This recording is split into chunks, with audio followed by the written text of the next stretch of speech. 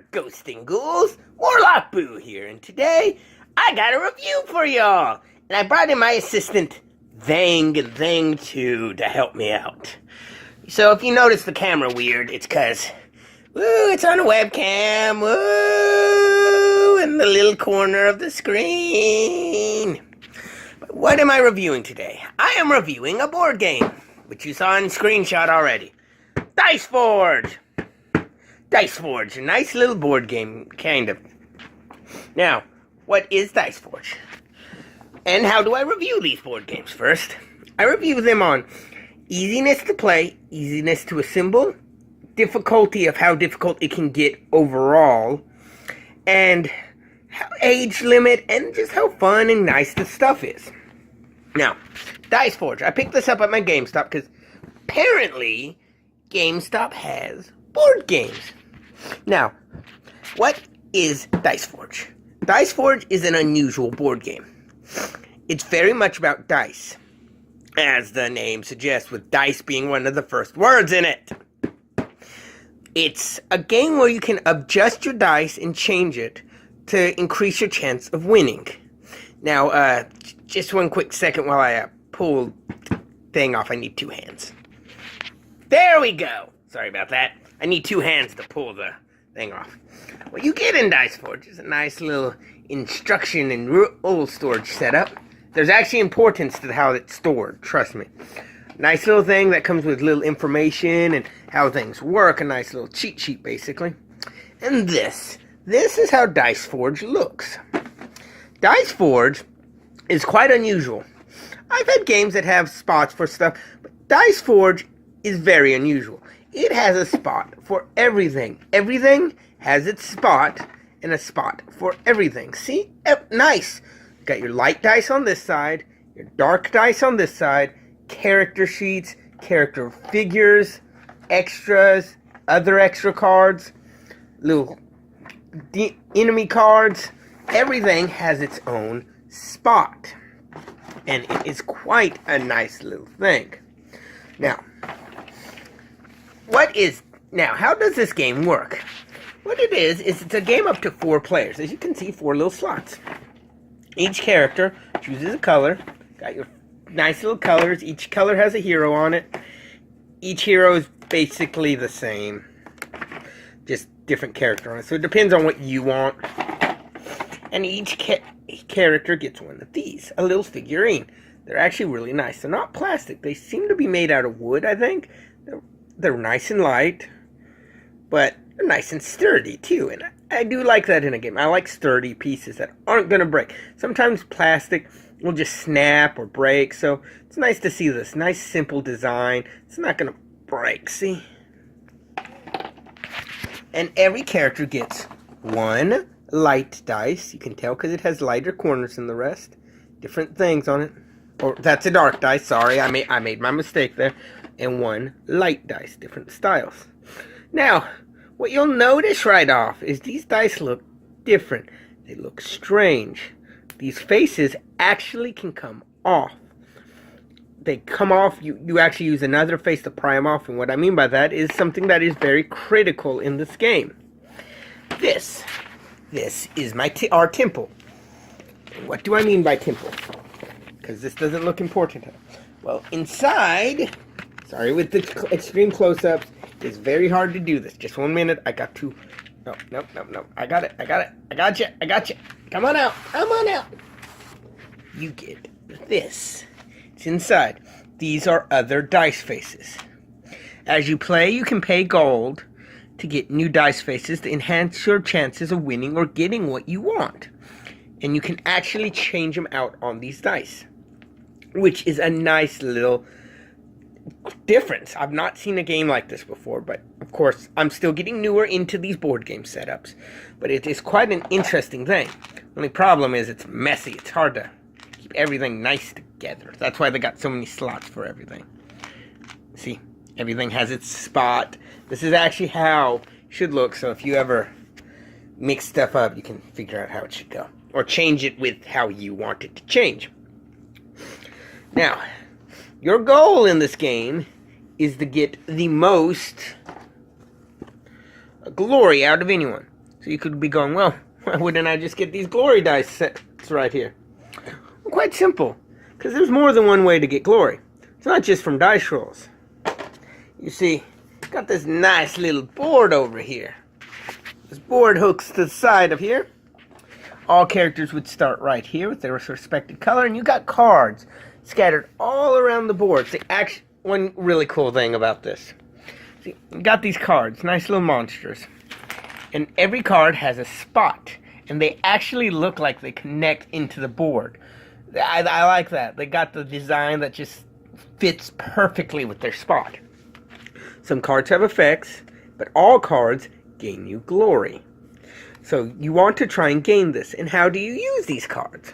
Well, on every turn, everyone rolls a dice, their dice, to gain extra. So no one's not going to go a turn without gaining something.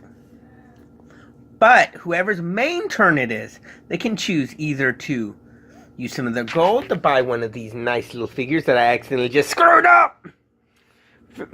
Or they can use one of these, which are a little harder to get at first till you get some new ones of these. And take these. And these monsters give you glory. Some have effects that can come in handy. Like this one gives you 4 glory plus 3 gold, which is really nice. Some others will actually make the game last longer. Some of them give you this, a chess piece, which extends how much you can hold. So you go from 12 to 16 on everything. Some cards give you whole new things, just nice new things all together. Some cards you can use to attack your opponent, to really hurt them, mess with them, screw with them. And it's a really strategic game. Now, how hard is this game? It's not very hard. It's actually a very, very easy game. Very simple. It looks complicated. I mean, look at this. Look at all these pieces.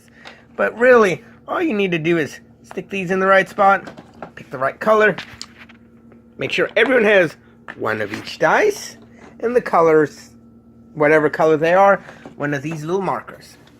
That's all. That's all, folks. Every turn, you move a marker.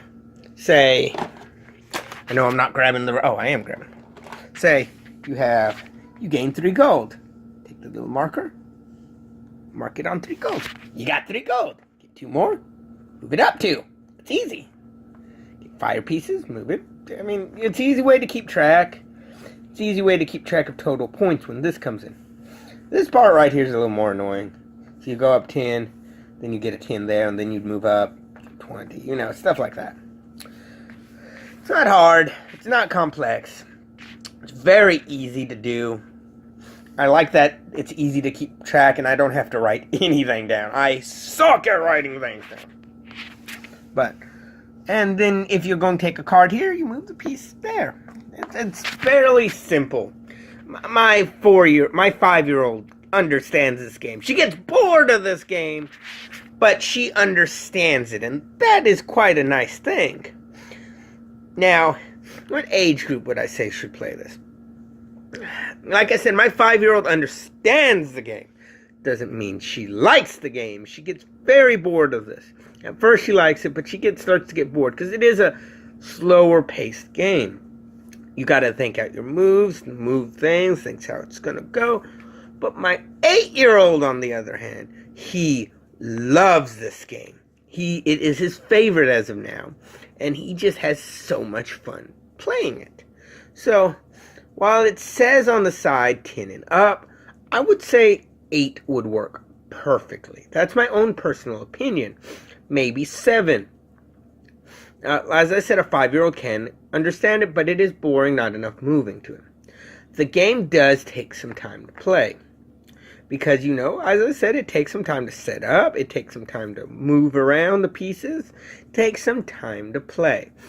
I'd say each playing session would last about an hour. And that's being a little generous. It may be a little less, maybe a little more. Just depends. But it does. It's a 2 to 4 player game, as you can see. I don't know if there's expansions for this. I don't know if there's not. But it is. Now, setup is where we solve the problem. Setup, like I said, here it's very easy, but cleanup is the problem. Every piece has its spot. See, always set everything back so you can have the next game very easy to set up. But it is time consuming. It is a pain. This doesn't always want to fit in its sleeve without making a mess. Everything here is a lot more different than it should be. Everything, it just gets annoying putting all the pieces back, putting the right faces on all the dice. It just gets annoying. But what would I rate this game overall? I'd say give it a play. It's a good game to play. It's a really nice game to play. And because of that, it's just great. It's a nice game to play, but it's not my favorite game. It is unique. It is different. I give it a nice middle ground. I'll give it about a 6 or 7 out of 10. 7 I'd lean more towards, because it is fun. It is not a bad game. It is easy to play. I like that every piece has its one. And the design of this board is very unique. I like the way it looks. It kind of reminds me of Dota and stuff. And the cards are very interesting looking. All the monsters stand out. They all pop. All the little effects and weapons are nice. Character cards are kind of bland. I mean, they all look generic and stuff, but it's the monsters that are more interesting to me. I mean, look at this little guy. Some kind of shadow demon bear. I like that. But, yes, I say give this a play. It's a nice, solid 7. Great age group. Sorry if my camera keeps trying to flip sideways. For some reason, my phone's trying to do that, because I don't have a nice camcorder. More people subscribe to me so I can afford stuff for this. But, what do you think? Do you think this game looks interesting? Something you want to try out? Tell me down below in the comments. I would really like to know. I would really like to hear from you guys and know what you'd like. Now, next time, what board game will I be reviewing? I'll let you pick. I have Attack of the Jelly Monsters. I have Unlock. And I have 5-Minute Dungeon. I'll let you pick one of those 3 out of my... I have some others, but I'll let you pick those 3. Which ones you'd like. Unlocked, 5-Minute Dungeon, or Attack of the Jelly Monsters. Tell me down below, and whichever one gets the most comments, I will review. And if I don't get enough comments on anything, I'll just pick one at random. More than likely be Unlocked. But, till then, remember I do have a contest coming, where the winner of the contest will win a nice zombie survival kit that will help you survive a zombie apocalypse. And to enter that, just comment down below on some of my videos for the next 2 weeks. And hit that subscribe button and share my video. Share this video and you may win. I'll contact the winner in 2 weeks to tell them, hey, you won! Give me your information! But until then, this has been Warlock Boo, hoping to be spooking y'all later. Bye.